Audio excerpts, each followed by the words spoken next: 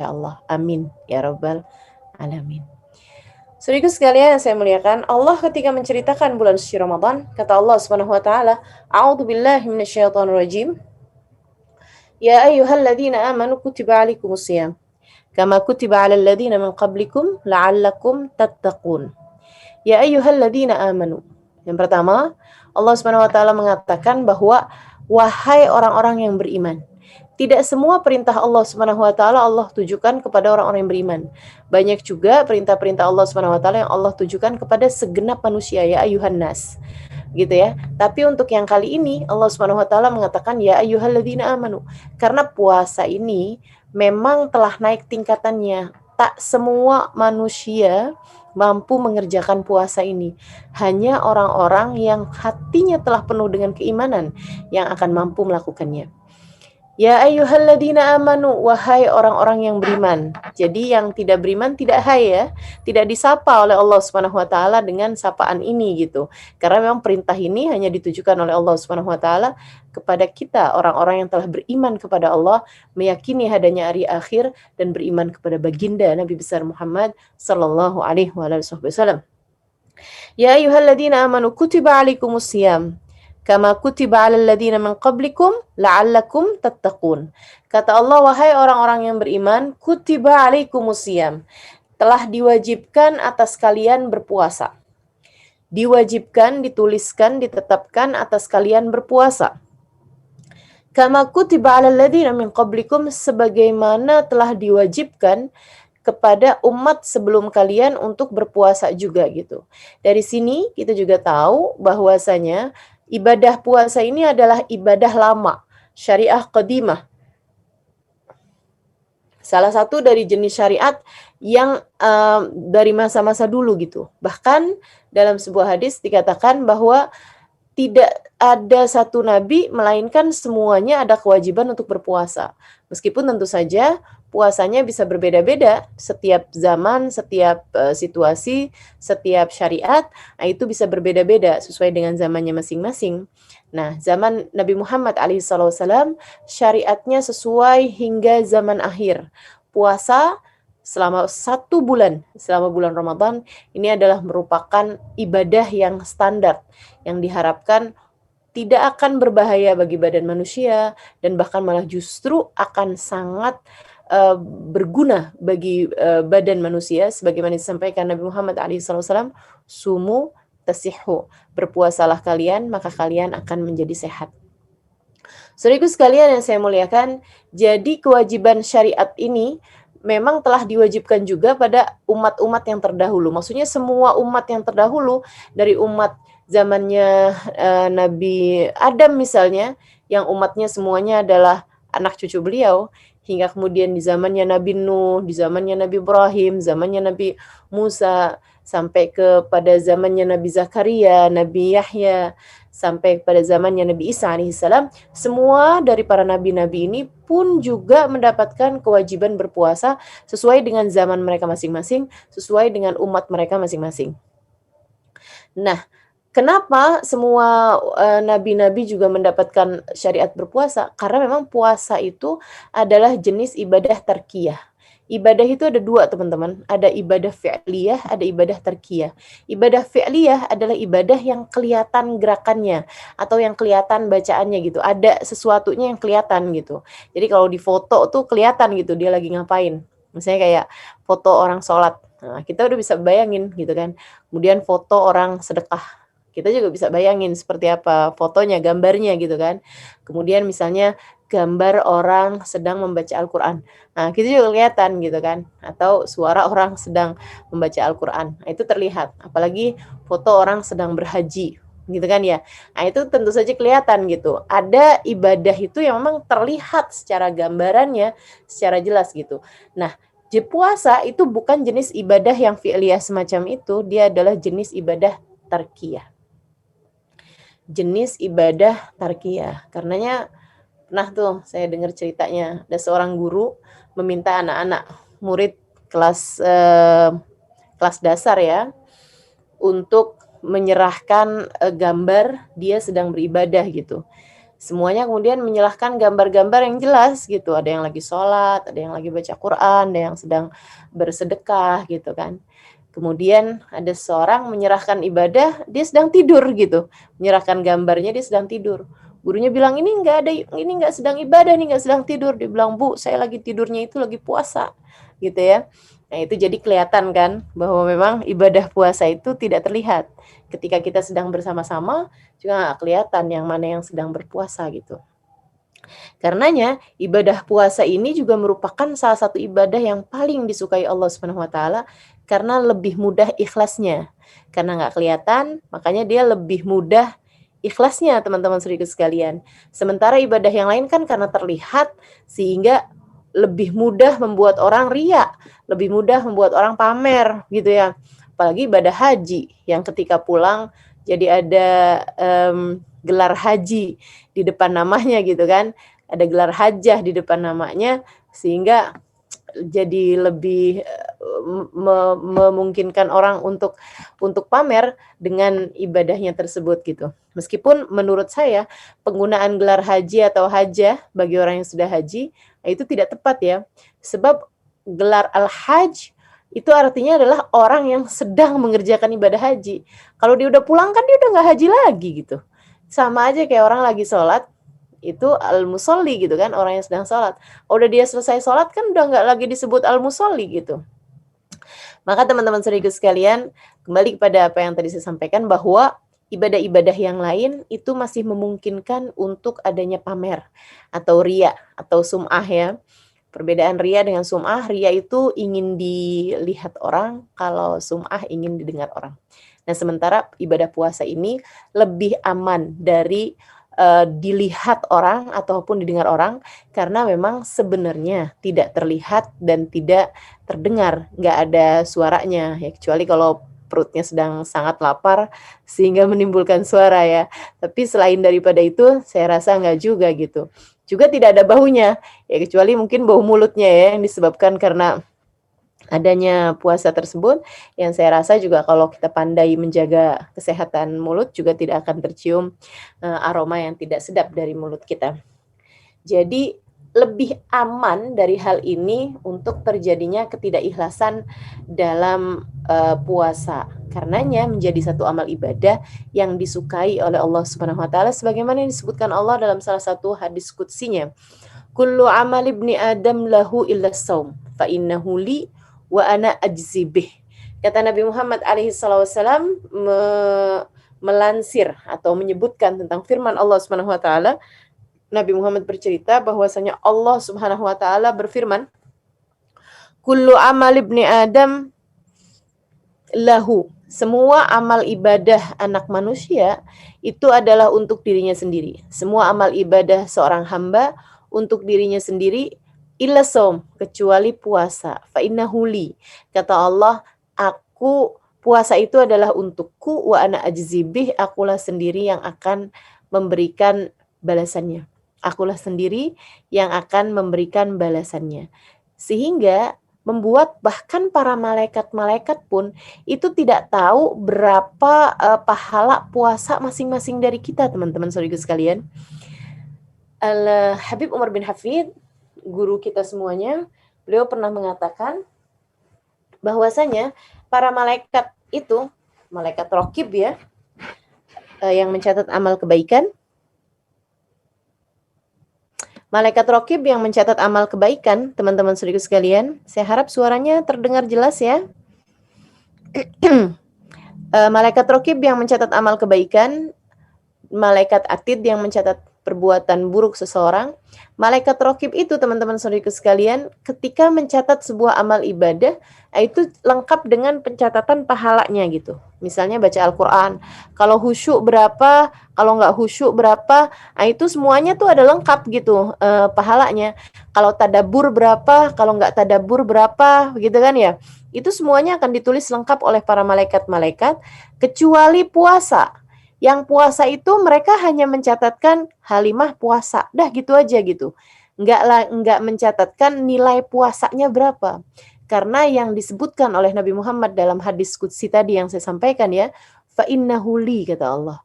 Puasa itu adalah untukku. Udah, bahkan malaikat pun hanya menulis puasa gitu aja, tidak menuliskan berapa pahalanya, karena wa ana ajzibih, akulah sendiri yang akan memberikan balasannya.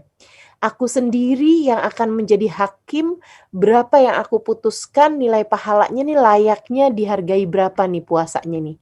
Puasa hari ini nih layaknya dihargai berapa nilainya, itu Allah sendiri yang melakukannya teman-teman saudaraku sekalian.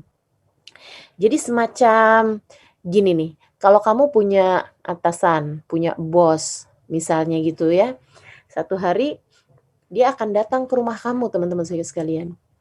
Kemudian dia udah kasih tahu gitu, bahwa saya ingin kamu, membuatkan untuk saya donat, misalnya gitu. Hari itu tentu saja tidak hanya donat yang kamu buat, kamu juga buat ada, nasi, kamu juga buat ada kerupuk, kamu juga buat ada keripik juga, kamu akan, suguhkan, telur misalnya, kamu akan suguhkan kue-kue yang lain-lain juga, kamu akan suguhkan buah, salad, dan lain sebagainya, kamu akan suguhkan aneka ragam minuman untuk memuliakan bos kamu ini atau, mmm, majikan kamu ini ya, orang yang sangat-sangat kamu hormati ini gitu, atasan kamu ini. Nah, teman-teman saudaraku sekalian, dia karena memang sudah bilang bahwasanya dia paling suka donat misalnya, ketika sampai di rumah kamu tersebut, dia hanya mengambil donatnya, kemudian mengatakan kepada semua orang-orang yang dia bawa serta juga dalam rombongan, "Kalian boleh makan yang lain, aku hanya akan mengambil donatnya." Nah, kalau kamu udah tahu kebiasaan dia hanya mengambil donat, tentu kamu akan membuat donat di kunjungan dia yang lainnya akan membuatnya sebaik-baik donat, teman-teman. Kamu mungkin akan berbuat apapun untuk bisa membuat satu donat yang paling, enak gitu kan, yang paling menyenangkan yang bisa kamu, buat gitu, yang paling lezat lah seperti itu. Demikian pula dengan Allah Subhanahu wa taala, ketika Allah Subhanahu wa taala mengatakan, "Illa shaum fa innahu li wa ana ajzi bih." Semua amal ibadah manusia untuk dia sendiri, kecuali puasa, puasa mereka untukku, akulah sendiri yang akan memberikan balasannya. Jadi dari semua amal ibadah kita nih teman-teman saudaraku sekalian, yang akan diambil oleh Allah Subhanahu wa taala dari ibadah kita adalah puasa kita.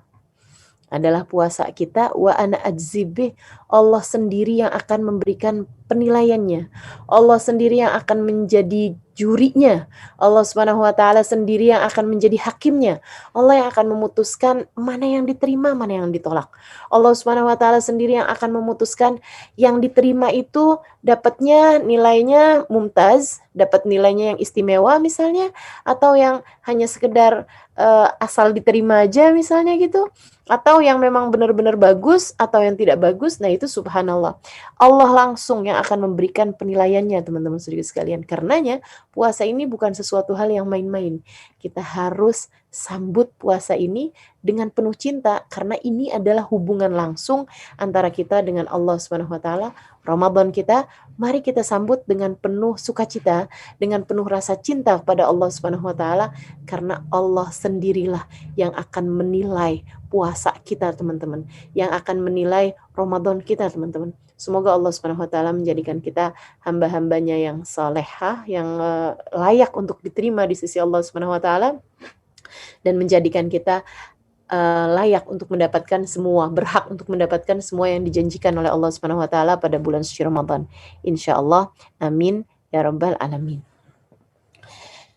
Kata Allah Subhanahu wa taala, "Ya ayyuhalladzina amanu kutiba alaikumusiyam kama kutiba alal ladzina min qablikum." Kemudian la'allakum tattaqun. Teman-teman saudaraku sekalian, kalau kita benar menjalankan puasa kita, maka predikat tattaqun, predikat kalian akan menjadi hamba Allah yang bertakwa.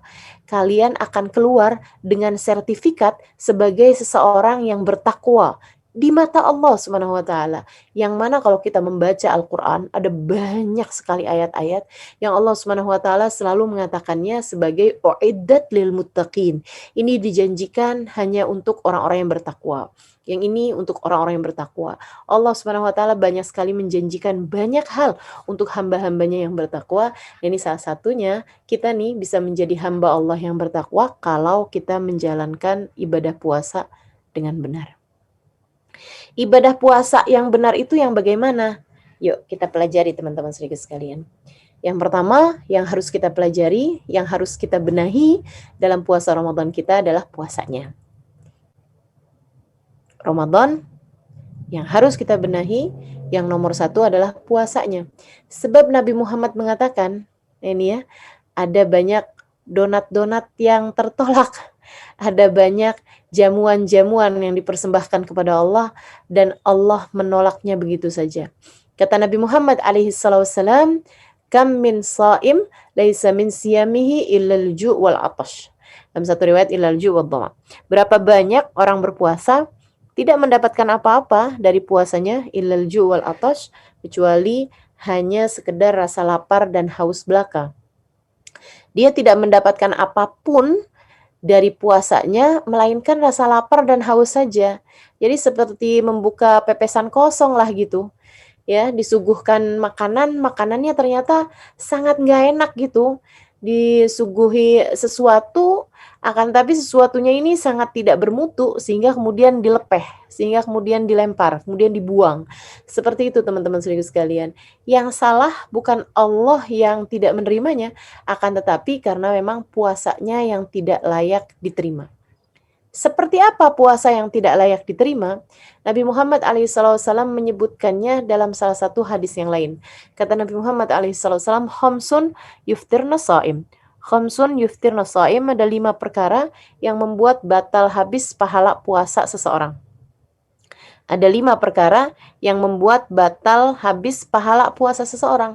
Seperti puasa ini kalau saya gambarkan seperti sebuah balon. Saudaraku sekalian, dari pagi kamu berpuasa itu seperti sedang meniup sebuah balon, tambah besar, tambah besar, tambah besar, tambah besar, tambah besar, sampai di akhir sore, di akhir siang, maksudnya di akhir hari ya, menjelang malam, yaitu waktunya maghrib, kamu sudah membuat satu balon yang begitu besar.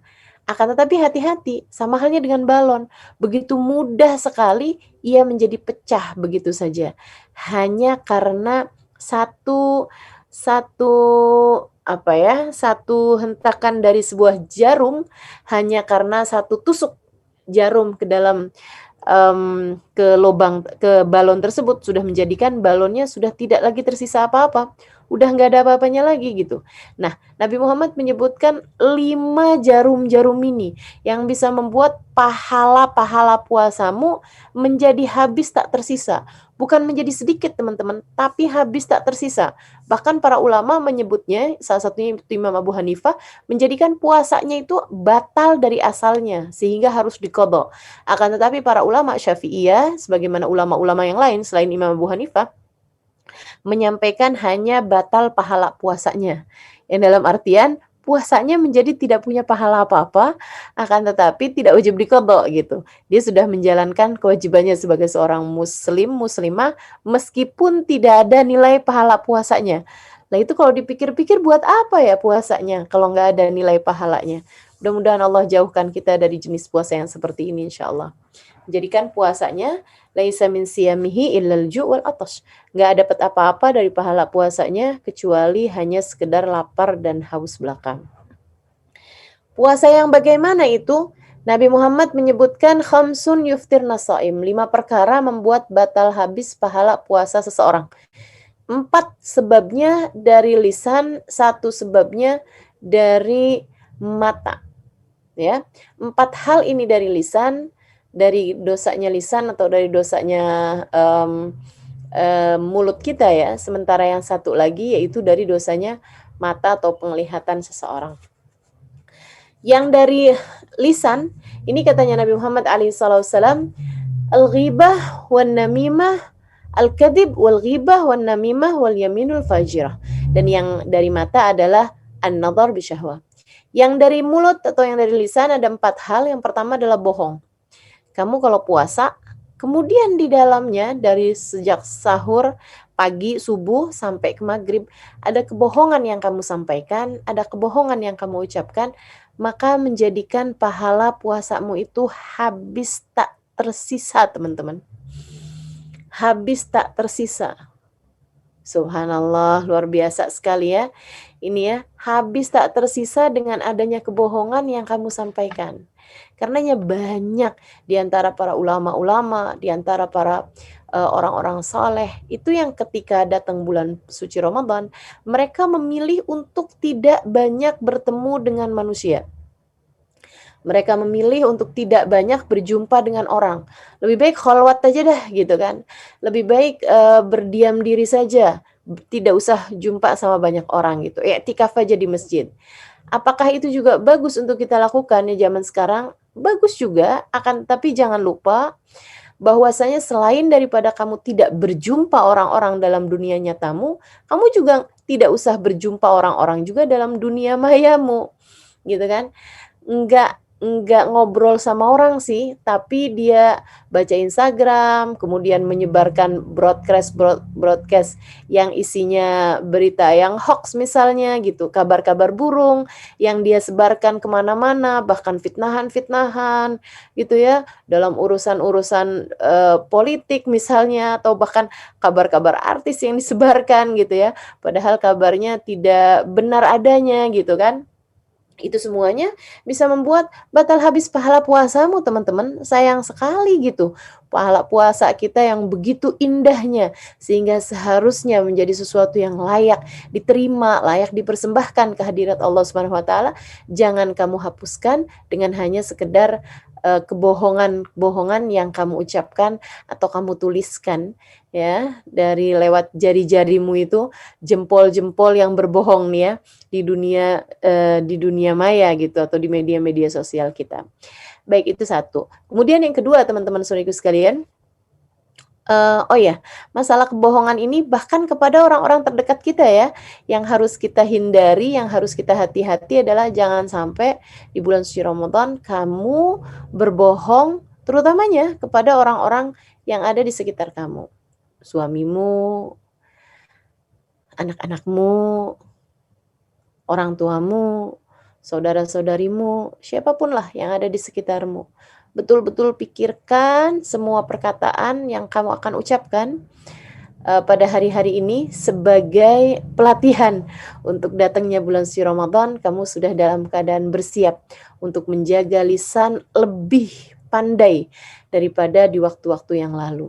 Karena memang lisanmu ini sangat berbahaya nih di bulan suci Ramadan, yang akan menjadikan puasamu mudah untuk menjadi puasa yang tertolak di sisi Allah Subhanahu wa taala. Teman-teman saudaraku sekalian, dan bukan artinya begini, kalau misalnya gitu ya, suamimu tanya gitu, "Kamu ada lihat nggak uang yang saya taruh di saku baju saya?" gitu. "Kamu ada lihat nggak?" Nah, itu uangnya padahal udah kamu ambil gitu kan. Kamu jangan kemudian bilang, "Boleh saya jawab nanti habis tarawih?"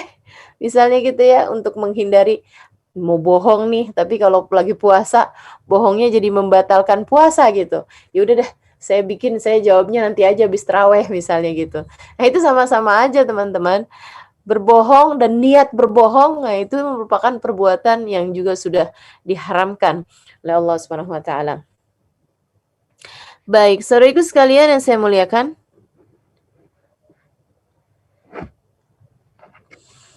iya, yang berikutnya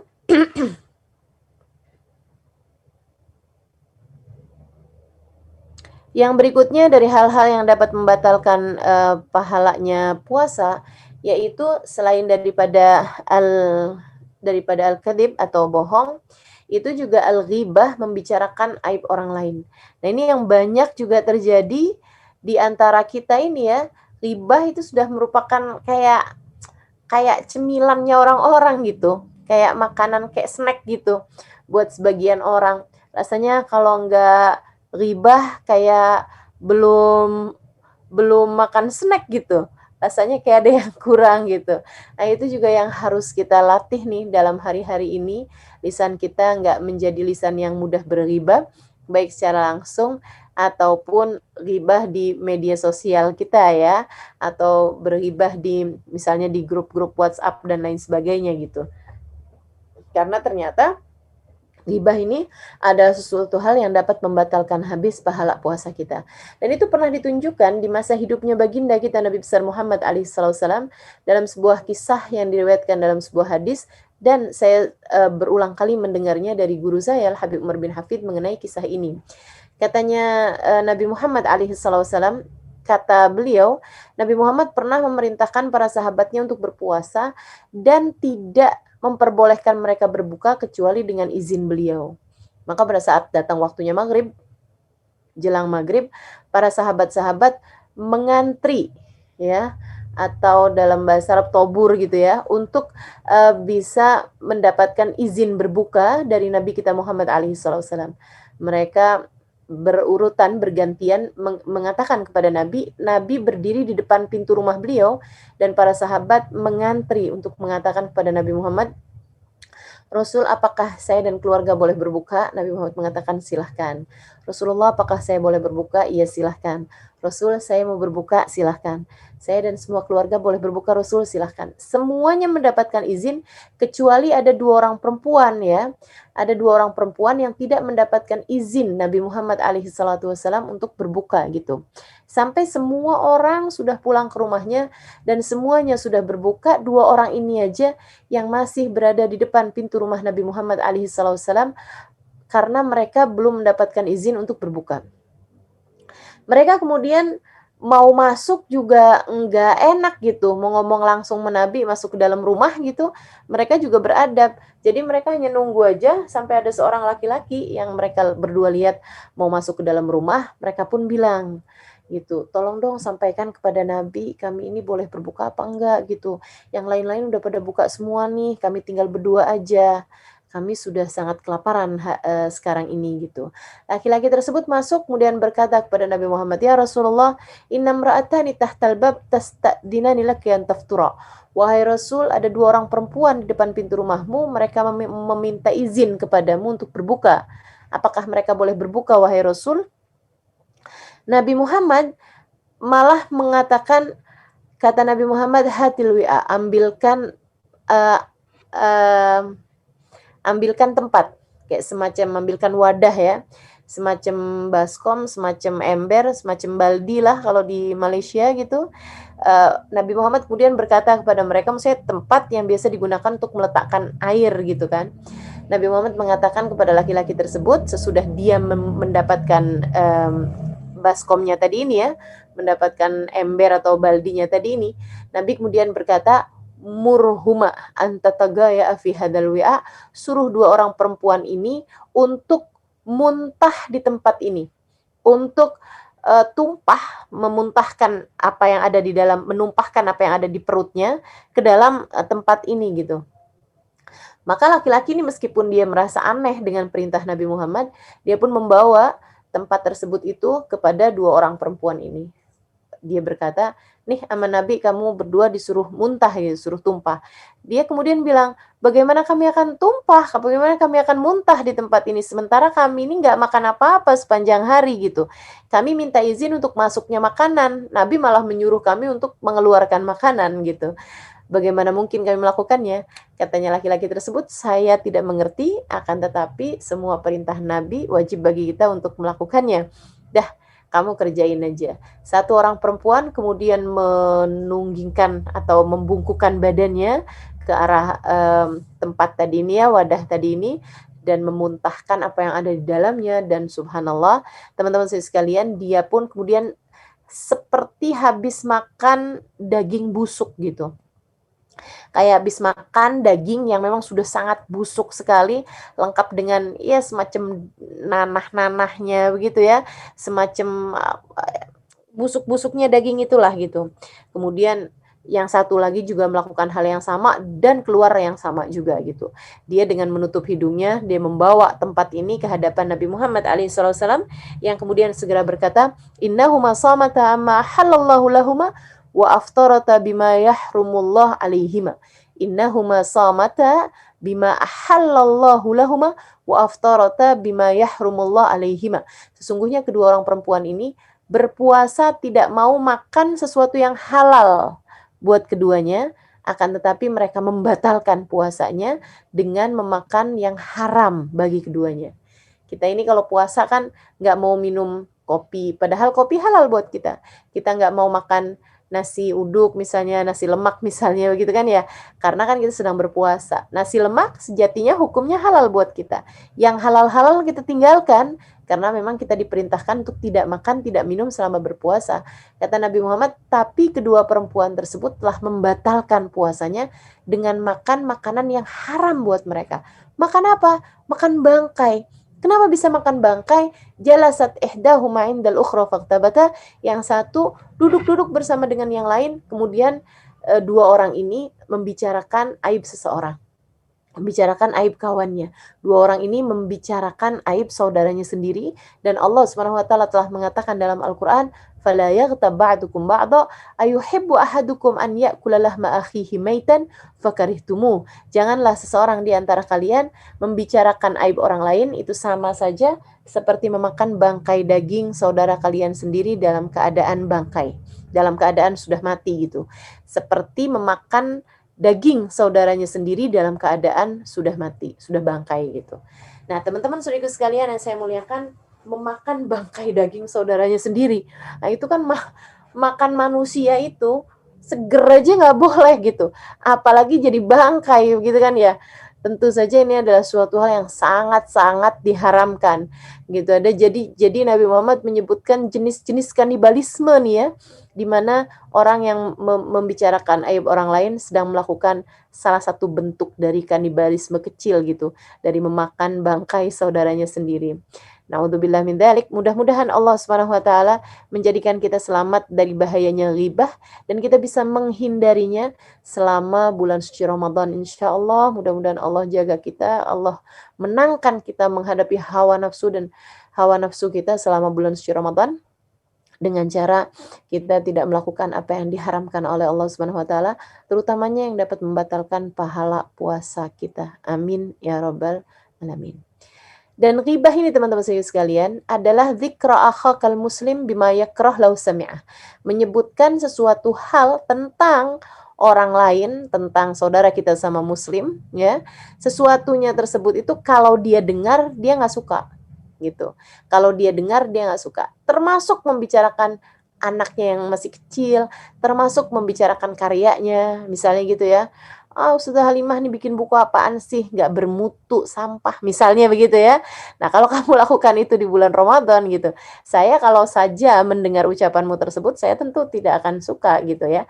Karenanya, membicarakan seseorang itu tidak hanya membicarakan fisiknya aja gitu, bahkan membicarakan karyanya, membicarakan anaknya, membicarakan suaminya, misalnya gitu ya, ataupun membicarakan sesuatu hal yang terkait sama orang tersebut, walaupun benar, walaupun benar. Nah, itu termasuknya adalah bagian dari ghibah. Misalnya membicarakan masakan orang tersebut gitu ya. Ya kalau orangnya dengar dia akan tersinggung gitu. Dia tidak akan suka. Nah, itu juga adalah merupakan salah satu bentuk ghibah gitu ya. Yang mudah-mudahan Allah Subhanahu wa taala menghindarkan kita darinya insyaallah. Amin ya rabbal alamin. Bukan artinya kalau ada seseorang mengajakmu berghibah di waktu siang, kamu kemudian bilang, "Tar aja ya, sepulang kita taraweh gimana nih?" Ah, itu juga sama aja. Ghibah, niat berghibah begitu ya. Kita pending sampai dengan habis buka puasa. Sama-sama aja teman-teman saudara sekalian, suatu hal yang selayaknya kita hindari. Kemudian yang ketiganya, kata Nabi Muhammad SAW, salah satu yang membatalkan pahalanya puasa adalah namimah. Namimah itu apa? Memindahkan omongan atau menyebutkan sesuatu hal yang tidak baik kepada seseorang atau memindahkan omongan seseorang kepada orang lainnya lagi untuk membuat mereka saling benci. Dan ini yang terjadi, yang banyak terjadi di kalangan rumah tangga ya. Misalnya kayak seorang istri yang menjelek-jelekan suaminya di hadapan ibu mertuanya, misalnya gitu kan. "Iya tuh anak-anak kamu tuh," misalnya gitu kan, "anak mamah tuh sukanya begini begini begini begini," untuk membuat mamahnya tersebut jadi kayak gimana gitu sama anaknya dia sendiri gitu kan. Atau misalnya kamu menyebutkan tentang suamimu di hadapan ibumu atau orang tuamu yang membuat orang tua kamu juga jadi nggak suka sama dia gitu, itu jauh lebih berbahaya lagi ya.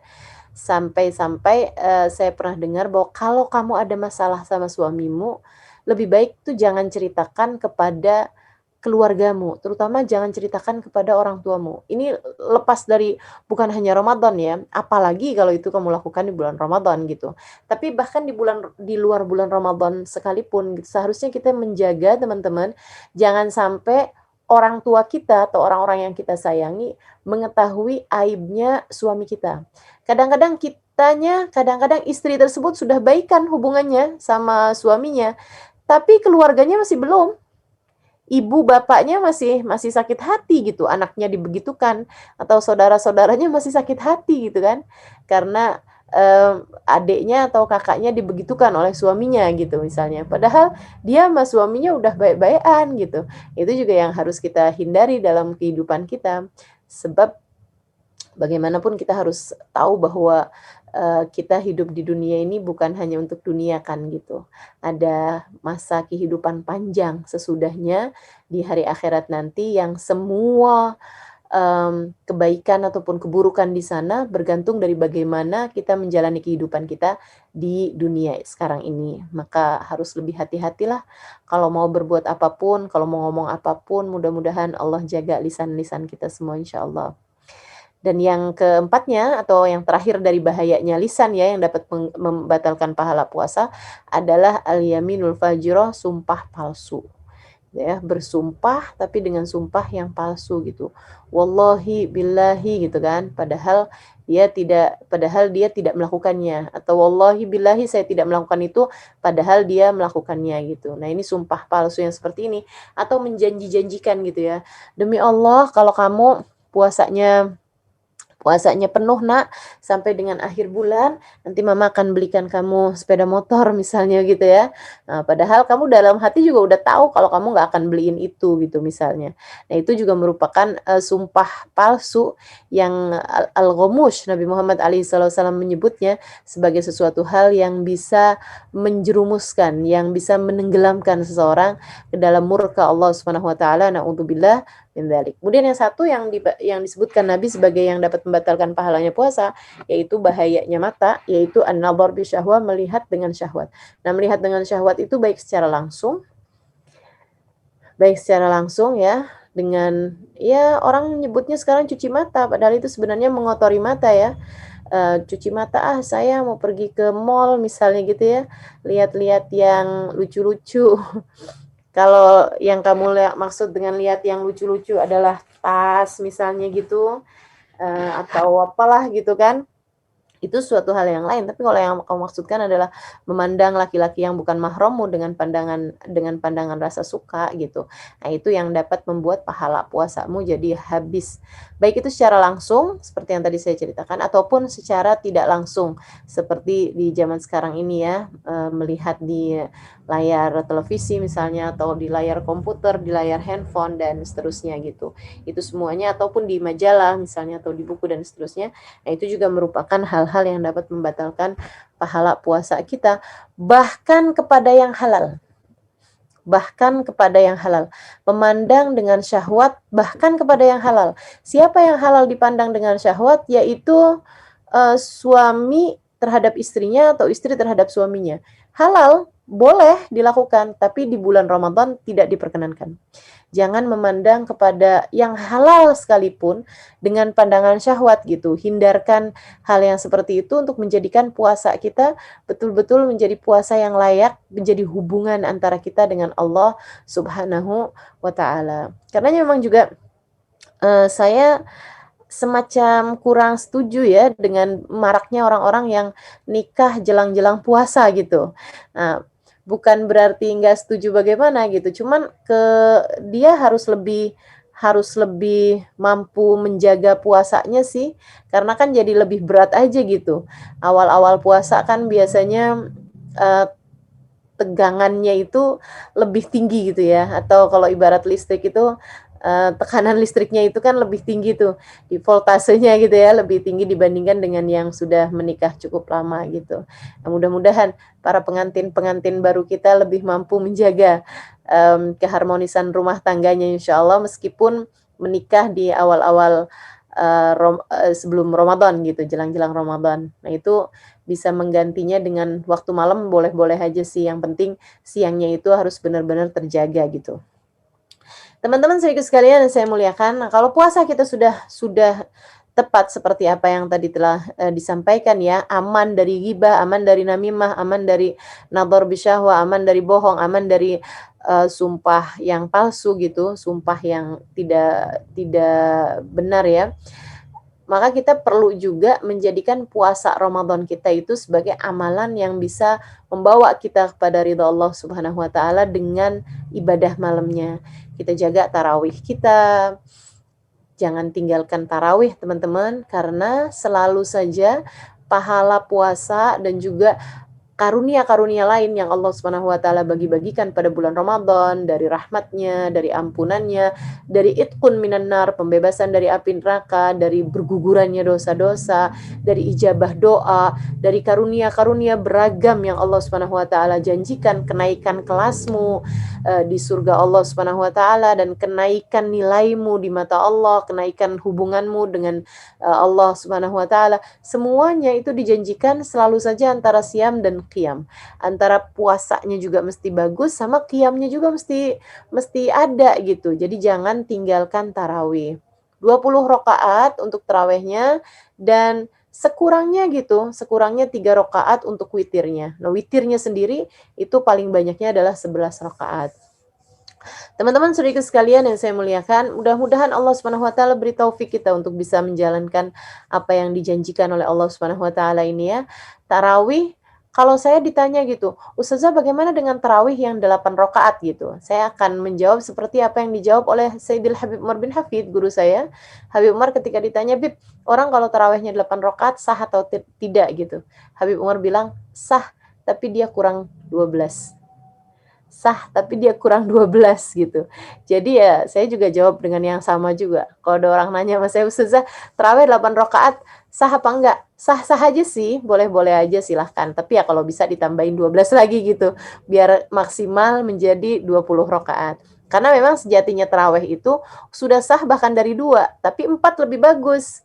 6 lebih bagus lagi, 8 lebih bagus lagi, 10 lebih bagus lagi, 12 lebih bagus lagi, dan seterusnya sampai dengan 20 adalah bilangan terbaiknya. Teman-teman saudaraku sekalian, dan apa yang kita lakukan dari sholat taraweh 20 rakaat dengan ya sekitar 1 jam ya, dengan witirnya sekali 3 rakaat itu biasanya kan 1 jam saya rasa udah selesai gitu, atau paling lama ya 1,5 jam mungkin seperti itu ya, kalau di negara-negara kita ini kan kita jalaninya seperti itu menurut saya adalah ibadah yang sangat-sangat standar. Saya nggak pernah dapetin satu cerita di mana ambulan didatangkan untuk membawa orang yang selesai taraweh karena karena dia benar-benar terkuras energinya atau sampai dengan sakit gitu ya, karena dia kebanyakan taraweh gitu. Jadi saya rasa itu adalah merupakan ibadah yang standar saja, yang sebaiknya jangan dikurang-kurangin lagi lah dari itu gitu. Jangan juga terlalu cepat ya tarawehnya, nikmati sebagai satu ibadahmu yang memang kamu persembahkan hari-harimu itu di bulan Ramadan untuk Allah Subhanahu wa taala insyaallah. Kemudian selain daripada itu juga memperbanyak membaca Al-Qur'an, kemudian memperbanyak bersedekah. Dan afdolnya sedekah pada waktu bulan Ramadan itu adalah dengan memberikan bukaan puasa tentu saja bagi yang berpuasa ya. Memberikan bukaan puasa bagi orang-orang yang tidak mampu untuk berbuka puasa gitu, atau bahkan mengundang buka puasa kepada orang-orang lain, memberikan bukaan puasa ya kepada orang-orang lain gitu. Nah, teman-teman saudaraku sekalian, memberikan jamuan buka puasa pada orang lain. Nabi Muhammad SAW menyebutkan mengenai hal ini, man aftara sha'iman falahu mithlu ajrih la yanqus min dzalika syai'a. Siapa yang memberikan bukaan puasa bagi orang yang berpuasa, maka dia mendapatkan pahala yang sama dari orang yang berpuasa tersebut tanpa berkurang sedikit pun juga. Kemudian Habib Umar juga mengatakan mengenai sedekah di bulan Ramadan, beliau mengatakan lebih baik kamu bersedekah secara terus-menerus selama bulan suci Ramadan. Walaupun sedikit daripada kamu bersedekah sekali sedekah banyak tapi hanya 1 atau 2 kali aja selama bulan suci Ramadan. Gitu ya. Jadi lebih baik kita berpuasa kita bersedekah walaupun sedikit-sedikit gitu setiap harinya. Itu lebih baik daripada kalau kita bersedekah hanya sekali 2 kali aja selama bulan suci Ramadan. Kenapa? Karena bulan suci Ramadan itu menjanjikan banyak karunia yang kita nggak pernah tahu kapan waktunya turun, hari-hari kapan yang waktunya turun, bisa macam-macam gitu. Ibarat hujan, bulan Ramadan itu adalah bulan yang dituruni hujan rahmatnya Allah Subhanahu wa taala yang sangat banyak, kadang gerimis, kadang deras. Nah, kita nggak pernah tahu yang kapan derasnya, kapan banyaknya gitu. Hujan-hujan rahmat tersebut, karenanya lebih baik kita berderma atau bersedekah dari waktu yang ke waktu gitu. Setiap hari kalau bisa kita usahakan ada sedekahnya walaupun sedikit gitu. Salah satu dari ibadah lain selama bulan suci Ramadan adalah i'tikaf. Salah satu ibadah yang lain pula di bulan Ramadan adalah memperbanyak membaca Al-Qur'an. Dan ibadah yang lain pula di bulan Ramadan, jangan meninggalkan sahur walaupun kita kuat puasa tanpa sahur. Kemudian selain daripada itu adalah memperbanyak zikir. Dan zikiran yang paling bagus untuk kita baca di bulan suci Ramadan adalah apa yang disebutkan oleh Nabi Muhammad alaihi salatu wasalam. Ada 4 hal ya, 2 hal kata Nabi Muhammad yang Allah ridhoi. Sementara 2 hal lagi khaslatan la ghina lakum anhuma. 2 perkara lagi yang sangat kalian perlukan. Wa amal khaslatan, adapun 2 perkara turdun bihima rabbakum yang membuat Allah ridho dari kalian, yaitu antashhad an la ilaha illallah gitu, wa antastaghfiruna, yaitu bersyahadat la ilaha illallah dan juga untuk kalian beristighfar padanya. Sementara wa amal khaslatan alladan la ghina lakum bihi anhuma, adapun 2 perkara yang kalian sangat memerlukannya, yaitu kalian minta dimasukkan ke dalam surga dan kalian minta dihindarkan dari api neraka. Dan itu sering sekali kita dengarkan di masjid-masjid selama bulan suci Ramadan. Kebanyakannya adalah saat-saat menjelang buka.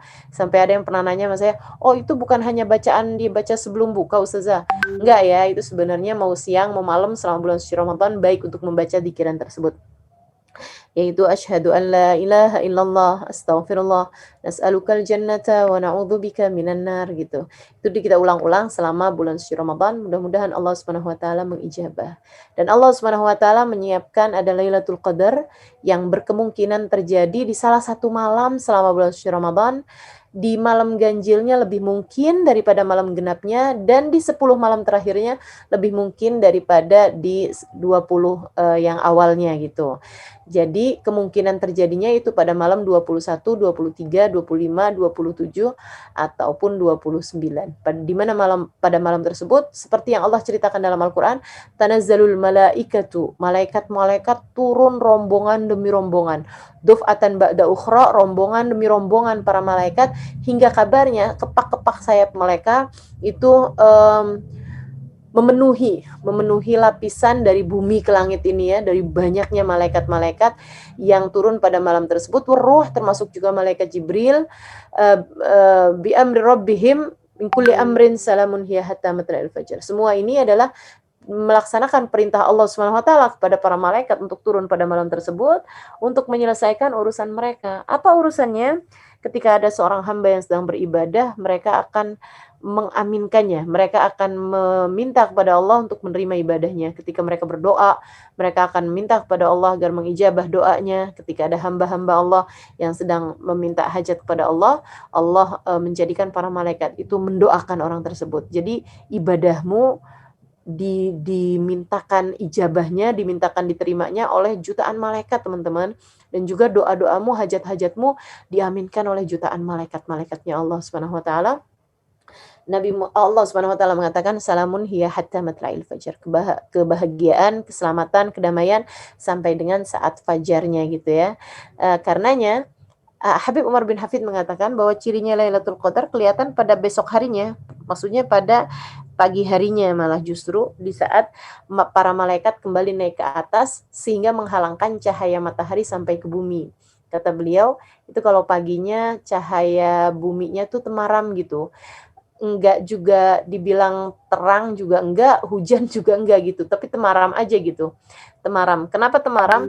Karena kehalangan sama kepak-kepak sayap malaikat. Jadi cahaya matahari itu terhalang sama kepak-kepak sayap malaikat yang masih berurutan naik, masih bergantian naik ke atas langit sesudah mereka semalaman menemani hamba-hamba Allah Subhanahu wa taala yang beribadah pada malam tersebut. Mudah-mudahan kita semua berhak mendapatkannya insyaallah. Mudah-mudahan kita semua meraih apa yang dijanjikan pada Lailatul Qadar ataupun malam-malam yang lainnya ya, di mana Lailatul Qadar itu kan khairun min alfi syahr, lebih baik daripada 1000 bulan seperti yang saya sampaikan di awal tadi.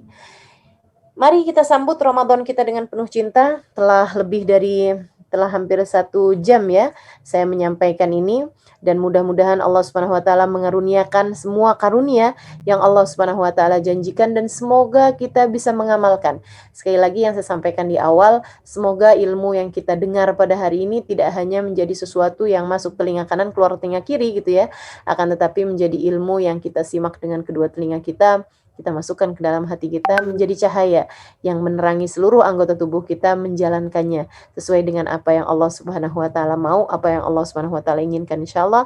Ala hadhihi niyyah wa bi kulli niyatin salihah jami'ah syamilah ila hadratin Nabi Muhammad sallallahu alaihi wa alihi wasallam. Al-Fatihah. A'udzu billahi minasyaitonir rajim. Ar-Rahmanir Rahim. Maliki yaumiddin. Iyyaka na'budu wa iyyaka nasta'in.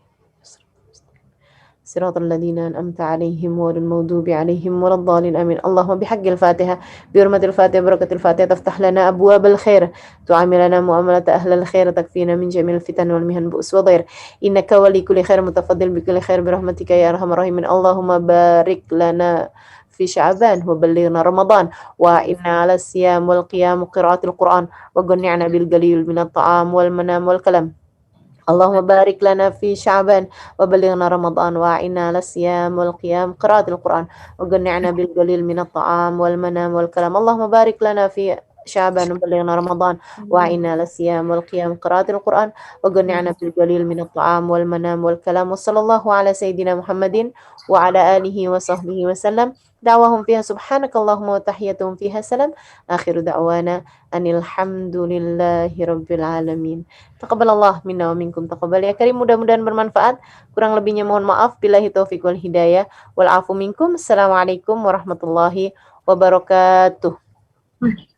Waalaikumsalam warahmatullahi taala wabarakatuh. Jazakumullah khair Ustazah Halimah Ali Drus yang sekarang kini ada di Jakarta, dan alhamdulillah ini sudah lama ya kita tidak ada majlis di Malaysia dengan Ustazah Halimah. Alhamdulillah, terima kasih banyak Ustazah kerana Ustazah setuju untuk buat majlis melalui online Zoom dengan semua muslimat daripada Nusantara. Ustazah minta maaf, ada beberapa akhwat yang sudah tanya Ar-Raudhah berkali-kali tentang buku baru Ustazah, tentang Tarim dan juga kata kita. Kalau Ustazah tidak keberatan, boleh enggak bagi cuma 1 minit atau 2 minit sedikit, karena memang Ar-Raudhah sekarang akan mengharap yang kita bisa bawa masuk bukunya kepada Malaysia supaya akhwat ini boleh memanfaatkan mereka. So minta sangat Ustazah sedikit bagi khulasa sedikit sebelum saya akan menjemput Faikah juga untuk memberi khulasa tentang bukunya. Boleh Ustazah, tafadhali mashkura. Ya, buku yang sebenarnya ada beberapa buku ya yang memang saya tulis di masa pandemi ini. Sebelumnya juga ada buku Bidadari Bumi 2 yang saya tulis juga di awal-awal pandemi tahun lalu ya, dia terbit. Buku Bidadari Bumi 2 melanjutkan dari Bidadari Bumi yang pertama. Kemudian yang ini buku Kata Kita, ini berisi tentang kata-kata yang memang bisa menjadi motivasi orang dan pembuat semangat gitu, memberi semangat dalam kita menjalankan hari-hari kita. Ini buku ringan. Kata Kita ini merupakan buku yang ringan dan diberi gambar-gambar, ilustrasi-ilustrasi yang sangat-sangat menarik dari buku tersebut gitu. Ada sekitar 200-an halaman ya, dan semuanya halaman bergambar dan juga berwarna gitu. Halaman bergambar yang berwarna menjadi background dari tulisan-tulisan saya. Ilustrasinya sendiri dibuat oleh salah satu dari orang yang memang profesional di bidang tersebut gitu. Kemudian bukunya ini bisa jadi buku, saya sengaja membuatnya dengan buku yang hardcover karena saya dengan hardcover itu maksudnya sampul yang tebal itu ya. Itu dengan harapan buku ini menjadi buku yang akan sering dibawa orang gitu. Sebab saya sendiri menjadikan buku tersebut, juga keluarga saya juga menjadikan buku itu sebagai buku yang sering dibawa kemana-mana gitu. Jadi kalau kita bingung-bingung, kita tinggal baca suratul Fatihah, kita hadiahkan kepada Nabi Muhammad alaihissalam, kemudian kita buka gitu secara acak, itu mudah-mudahan akan menjadi jawaban dari permasalahan yang kita sedang bingungkan tersebut gitu. Nah, jadi semacam buku yang kalau istilahnya di Tarim kayak buku diwan gitu, yang suka dijadikan sebagai buku tempat kita buat beristikharah, semacam itulah. Semacam itu ya, bukan istikharah betul-betul istikharah, bukan, akan tapi kayak semacam mohon petunjuk pada Allah Subhanahu wa taala lewat berkahan Nabi Muhammad SAW. Kita baca surat Fatihah gitu, kemudian kita buka gitu secara acak.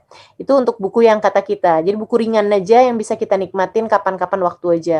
Boleh dibaca secara berurutan, boleh juga dibaca secara acak-acak, atau boleh juga dibuka sekelebat begitu aja gitu. Semacam buku quote lah gitu. Itu yang untuk buku kata kita.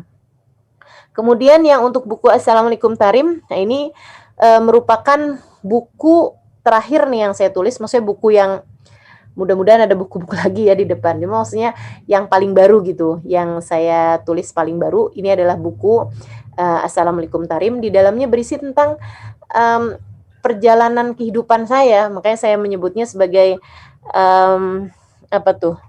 Assalamualaikum Tarim, sebuah perjalanan kehidupan ya. Sebuah perjalanan menemukan diri sendiri. Sebuah perjalanan menemukan diri sendiri gitu. Jadi itu adalah kisah saya ketika dari mulai awal bagaimana saya bisa berada di kota Tarim gitu, di masa yang bahkan belum ada sesiapapun dari perempuan yang sampai di sana gitu.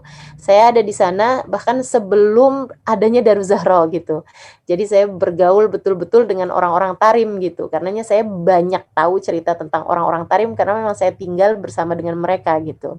Saya ceritakan di sana tentang bagaimana orang-orang Tarim berkehidupan gitu. Dari kepolosan mereka, dari ibadah mereka, dari pengagungan mereka terhadap Ramadan gitu kan. Dan juga kisah para wali-wali yang kita ziarahin di Zambal gitu ya. Itu juga serta masjid-masjidnya dan ma'bad-ma'badnya, tempat-tempat ibadahnya gitu. Saya ceritakan semuanya di dalam buku tersebut. Insya Allah meskipun tidak terlampau tebal, jadi buku ini bisa mewakili semacam kayak diajakin pergi ke kota Tarim dengan seorang tour guide yang namanya adalah Ustazah Halimah Al-Idrus, memberi tahu kepadamu gitu kalau lagi ziarah ke Zambal perginya kemana-mana dengan ceritanya yang bagaimana. Kalau perginya ke masjid-masjidnya, kamu akan dapat ceritanya juga di buku tersebut gitu. Kemudian kamu diajak berkenalan dengan orang-orang Tarim dengan segala kemuliaan akhlak mereka dan kebaikan-kebaikan mereka. Seperti itu Kak Dina. Mudah-mudahan ilmu yang bermanfaat dan dipersilakan teman-teman untuk membacanya ya. Baik, terima kasih Ustazah banyak-banyak. Jazakumullah khairul jaza. Karena saya juga saya cuma mau jemput juga Ukhti Faika karena dia sudah buat selidik tentang bukunya. Faika, maaf Ustazah kalau saya bisa mempersilakan juga menjemput Faika untuk memberi sedikit itu khulasa. Faika, you there? Can you? Yes, Assalamualaikum Ustazah. Masya Allah. Rasanya tak perlu saya beri ulasan kerana daripada penulisnya sendiri yang sudah memberi ulasan yang cukup menggambarkan buku-buku tersebut. Jadi insya-Allah yang telah lama menantikan buku-buku baru dari Ustazah, boleh kunjungi Instagram dan Facebook Majlis Ar-Raudhah untuk details yang lebih banyak dalam waktu yang terdekat. Begitu. Jazakumullah khairan katsira. Assalamualaikum Ustazah. Waalaikumsalam. Terima kasih juga Ustazah, dan kita mengharap insya-Allah Ustazah panjang umur, sihat afiat dan dan boleh juga tulis buku insyaAllah setiap tahun, dan insyaAllah kami naltaqi qarib, insyaAllah kita bisa semua bertemu bersama akhwat semua di Malaysia, insyaAllah face to face, maksudnya di secara fizikal bukan saja online. InsyaAllah mudah-mudahan Tuhan melindungi kita daripada wabak ini insyaAllah. Ustazah, terima kasih Ustazah banyak-banyak, dan saya juga minta doa Ustazah supaya semua kata-kata Ustazah hari ini, semua nasihat Ustazah benar-benar insyaAllah mudah-mudahan kita semua di sini dapat mengamalkan, dapat menjalankan tugas-tugas yang Ustazah sudah sampaikan, dan nasihat yang Ustazah kasih, doa yang Ustazah sudah bagi kepada kita. Nombor satu kita jaga kita punya lisan, lidah kita, dan jaga hati kita untuk tulus ikhlas mengamalkan kerja puasa ya li ajillah Ta'ala insyaAllah. Dan minta maaf Ustazah kekurangan, dan saya juga minta maaf daripada semua akhwat al-hadirat yang dikasihi Allah SWT. Please forgive us for our earlier mistakes, our technical error right in the beginning. Daripada awalnya ada sedikit technical masalah. Itu saja Ustazah. Saya akan tutup tutup grupnya sekarang, dan insyaAllah kita akan ketemu lagi di waktu masa depan insyaAllah. Terima kasih Ustazah. Assalamualaikum warahmatullahi taala wabarakatuh.